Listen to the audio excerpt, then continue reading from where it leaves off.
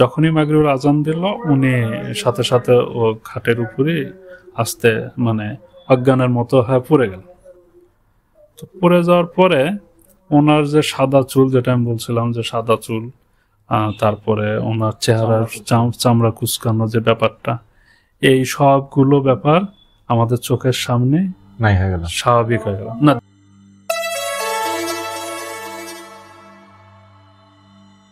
আমি এখন যে ঘটনাটা বলবো এটার ঘটনার সময় 2007 সালে।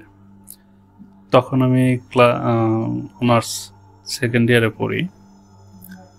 ঘটনাটা ওই সময় আমার এক ফ্রেন্ডের নানা বাড়ি, ওর নানা বাড়িতে একজন আসে, এক মহিলা। উনি ওনার উপরে জিন হাজির করতে পারে।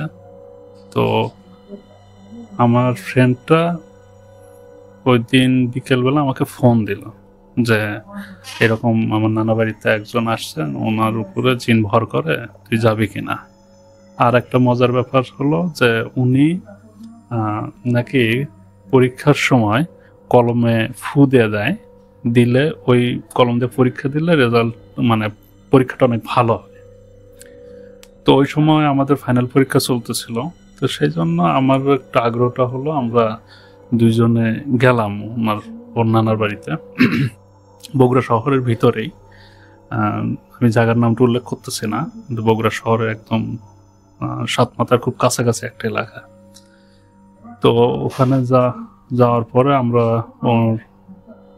উনি যে মহিলা যে বাসায় থাকেন, আমরা ওই বাসায় গেলাম। তো যাওয়ার পরে আমরা ওই মহিলাকেও দেখলাম।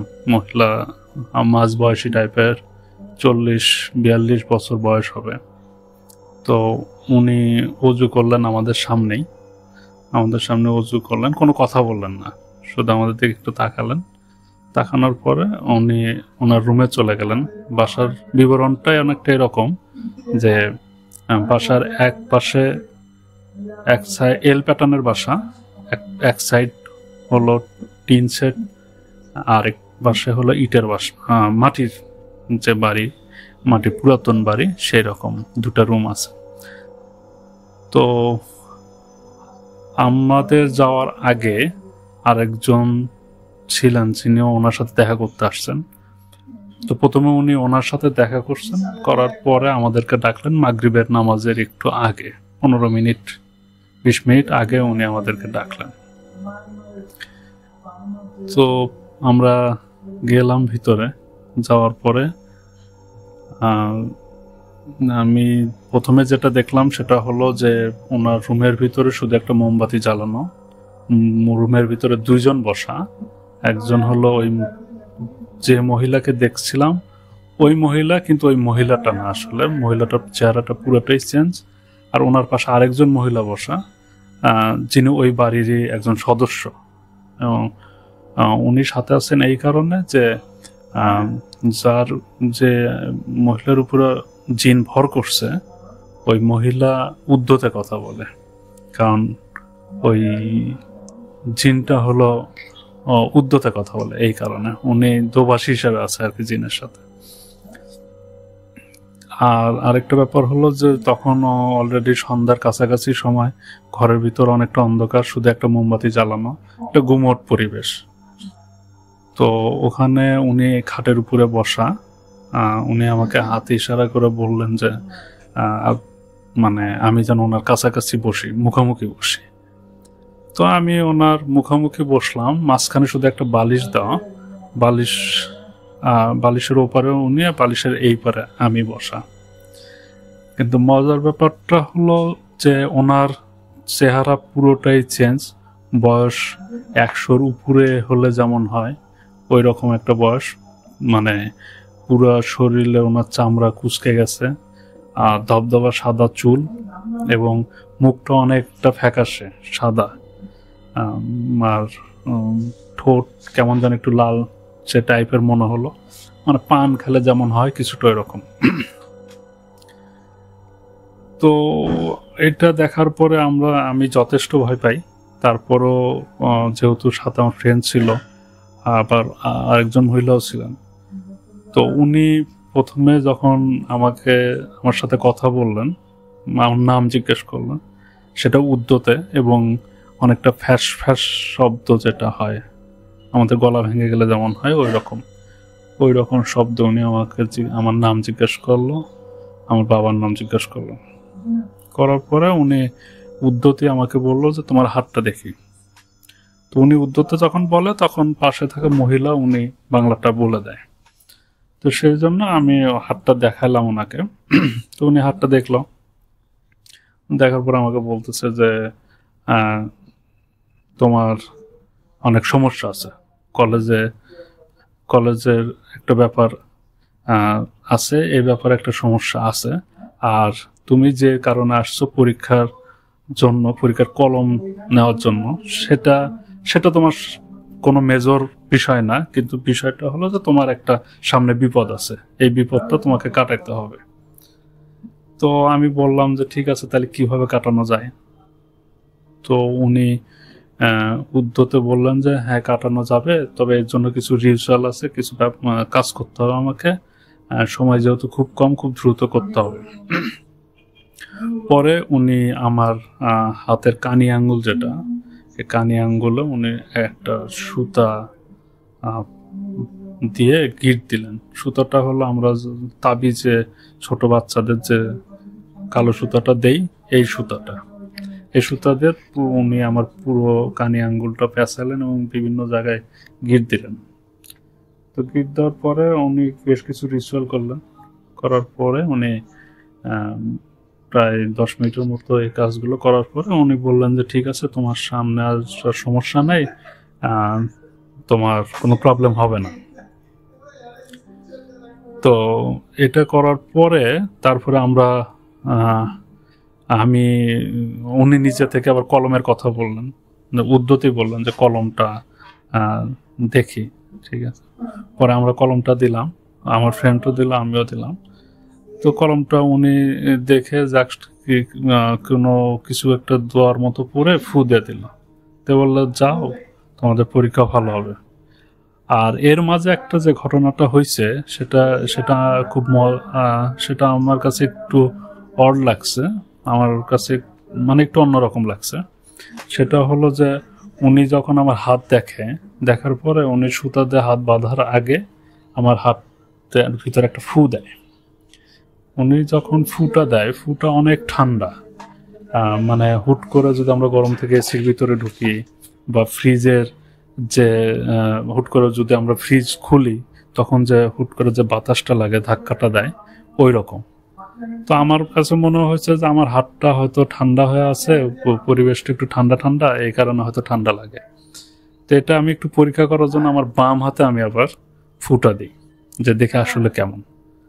তো আমি পরে যখন আমার বাম হাতে ফু দিলাম তো দেখি যে না, ওনার ফুটা আমার ফুটা একটু হলো গরম, ওনার ফুটা অনেক ঠান্ডা ছিল। তো যাই হোক, পরে উনি কলমটা ঠিক করে দিলেন, দেওয়ার পরে উনি বললেন যে ঠিক, উনি ফু দিয়ে যখন কলমটা আমাদের হাতে দিলেন তখনই মাগরিবের আজান দিল। এবং এই সময় সবচেয়ে ভয়ঙ্কর যে ব্যাপারটা ঘটলো সেটা পুরোটাই অন্যরকম ছিল। এটা এতক্ষণ পর্যন্ত যেটা ছিল সেটা ঠিক ছিল, কিন্তু পরের ব্যাপারটুকু পুরো আনএক্সপেক্টেড একটা ব্যাপার। যখনই মাগরিবের আজান দিল উনি সাথে সাথে ও খাটের উপরে আস্তে অজ্ঞানের মতো হয়ে পড়ে গেল।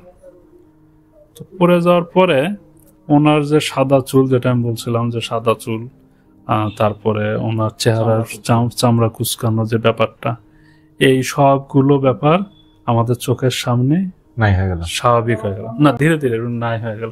মনে হলো যে একটা আলো তার উপরে ছিল, সেই আলোটাকে সরে নেওয়া হলো এবং এই সাদাটা কালো হয়ে গেল এবং পুরো মুখের চেহারাটাই চেঞ্জ হয়ে গেল। তো এইটা দেখার পরে যথেষ্ট আমি আমার বন্ধু দুইজনে খুবই ভয় পাইছি, কিন্তু সাথে যে মহিলা ছিলেন উনি বললো যে ভয় পাওয়ার কিছু নাই, জিন চলে যাচ্ছে, এই কারণে ওনার ভিতর থেকে জিনটা বের হয়ে যাচ্ছে, এখন ভয় পাওয়ার কিছু নাই। তো আর একটা বললো যে আপনারা এখন চলে যেতে পারেন, কোনো সমস্যা না, আপনাদের কাজ হয়ে গেছে। পরে আমরা রুম থেকে বের আসার পরে ওই দিন আর কোনো কিছু হয় নাই। আমরা আমাদের যার যার রুমে চলে গেছি, যেহেতু পরের দিন আবার একটা পরীক্ষা ছিল আমাদের।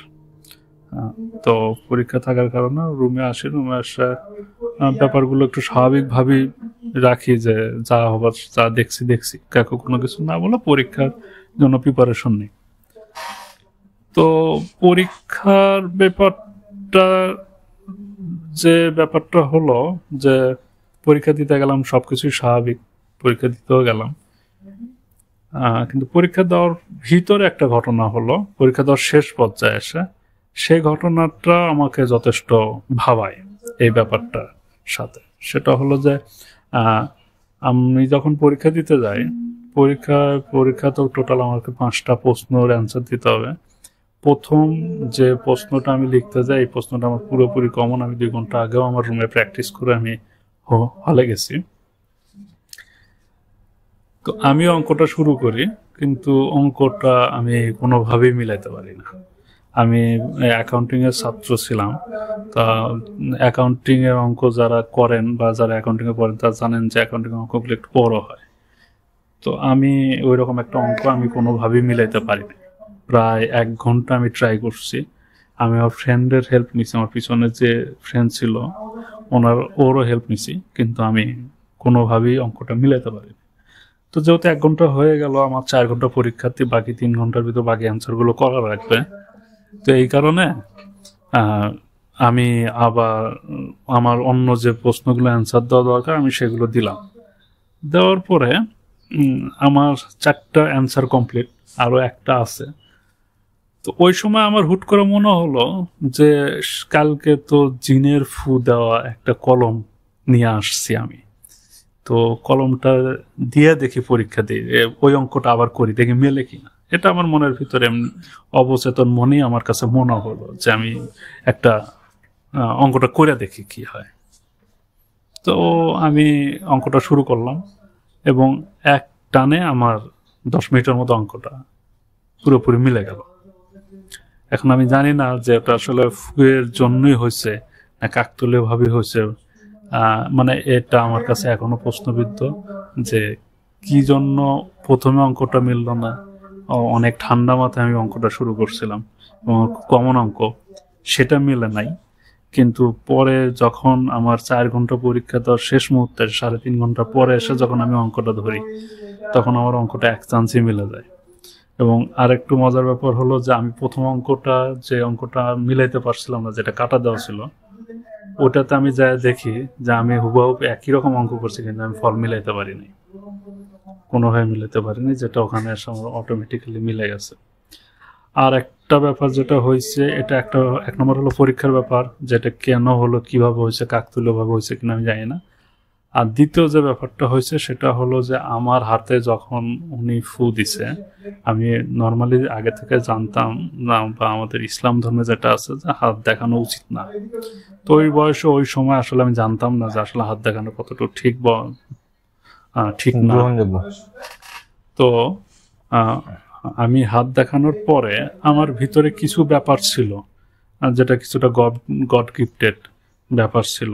আমি অনেক কিছু বুঝতে পারতাম বা অনেক কিছু আমি টের পেতাম, কিন্তু ওই হাত দেখানোর পরে উনি যখন হাতে ফু দিছে, তারপরে আমার একটা লম্বা সময় গেছে, যে সময়টাতে আমি যে ব্যাপারগুলোতে মনে করছি যে আমি এটা তো ভালো করব, আমি এই ব্যাপারগুলো তো অনেক স্ট্রাগল করা লাগছে, যেটা অনেক সহজ হওয়ার কথা ছিল সেটা অনেক কঠিন হয়েছে আমার কাছে।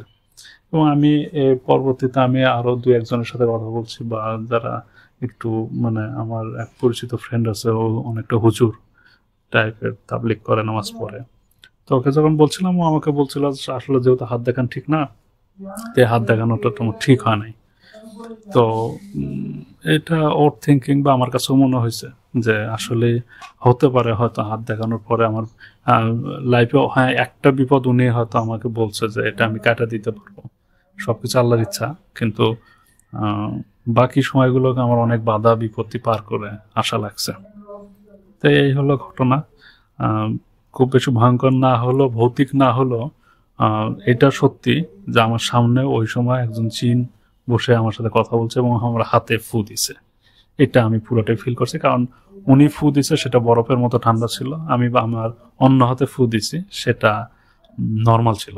এটা নর্মালি আমরা হাতে ফু দিলে যেমন হয়, একটু হালকা গরম ভাব থাকে, এইরকম। তো এই হলো ঘটনা।